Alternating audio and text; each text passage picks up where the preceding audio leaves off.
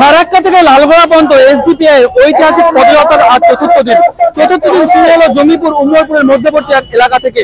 আপনারা জানেন মুর্শিদাবাদের বর্তমানে দীর্ঘ কয়েক বছর থেকে অন্যতম প্রধান সমস্যা বলা যায় নদী ভাঙন। আর সেই নদী ভাঙনের গর্ভে তলিয়ে গেছে বহু বাড়ি, বহু জমি এবং বহু পরিবার, কারণ তো হাহাকারে বসে তারা আশ্রয় নিয়েছে ত্রাণ শিবিরগুলোতে, যেগুলো তাদের জন্য খোলা হয়েছে।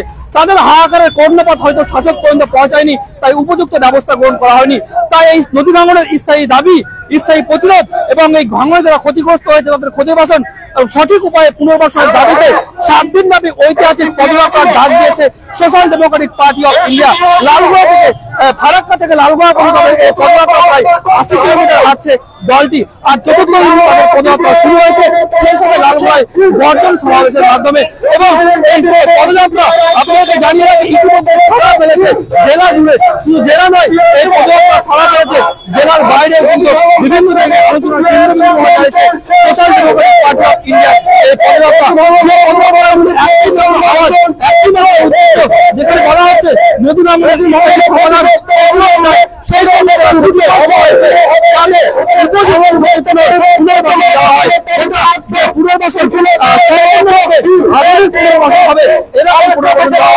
আপনাদেরকে জানিয়ে রাখি নদী ভাঙন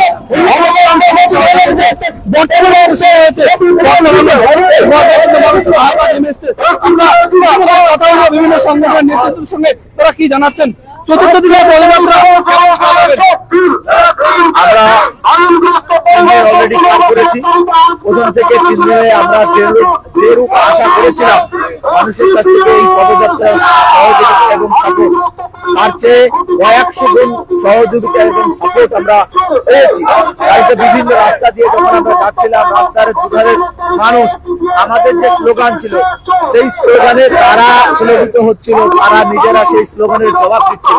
আমাদের ছেলেরা যখন বলছিল যে ভাঙন প্রতিরোধ করতে হবে, সাধারণ মানুষ বলছে করতে হবে।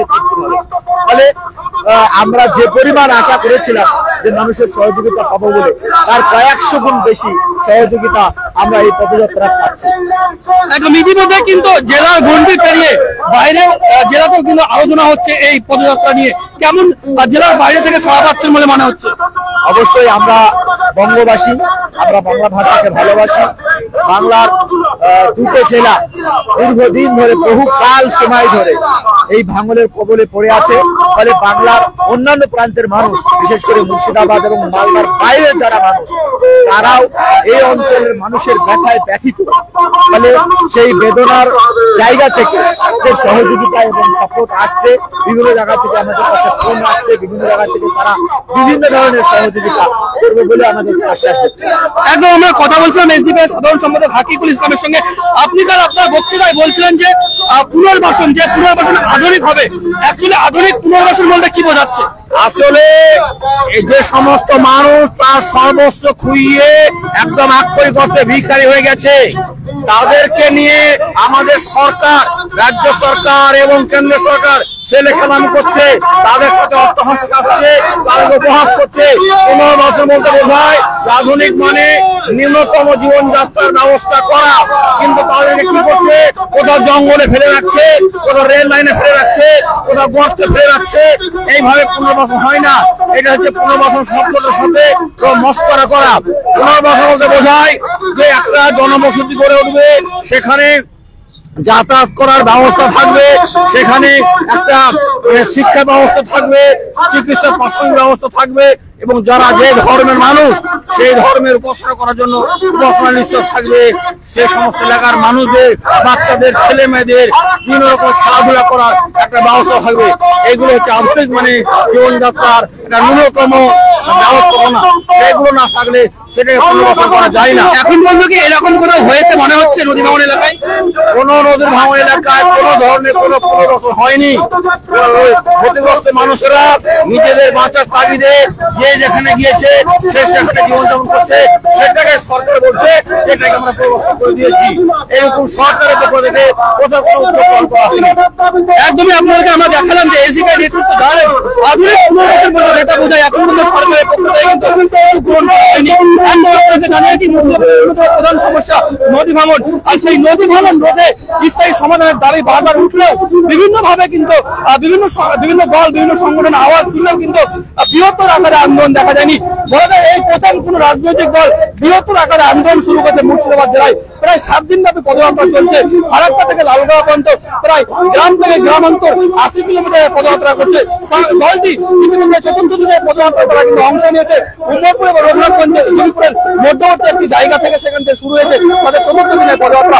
ফারাক্কা শহর নুরুল হাসির পয়েন্ট থেকে শুরু হয়েছে তাদের এই পদযাত্রা এবং পর্যায় করবে ফারাক্কা বিধানসভা, শামজানগঞ্জ সিটি সহ বিভিন্ন গ্রাম থেকে গ্রামান্তর, গুলিয়াম শহর এবং বিভিন্ন গঙ্গা ভাঙন এলাকা তারা কিন্তু পরিদর্শন করেছে এবং তারা কিন্তু বৃহত্তর পদযাত্রা এগিয়ে এসেছে।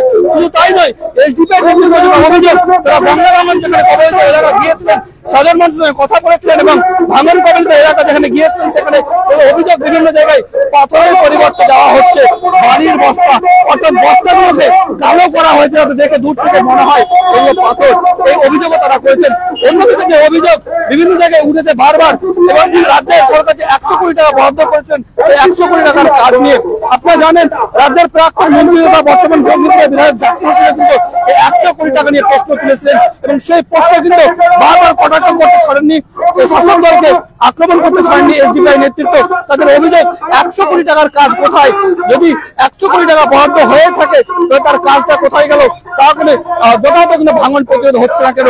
আজকে চতুর্থ দিনের পদযাত্রা এগিয়ে চলেছে জঙ্গিপুর রঘুনাথগঞ্জ শহর জুড়ে কিন্তু একেবারে লালগড়ার দিকে এবং আগামী 14 তারিখ গর্জন সমাবেশের মাধ্যমে মূলত তাদের এই কর্মসূচি শেষ হবে। অবশ্যই চোখ রাখুন পরবর্তী আপডেট দেওয়ার জন্য মুর্শিদাবাদ গ্লোবাল টাইমস।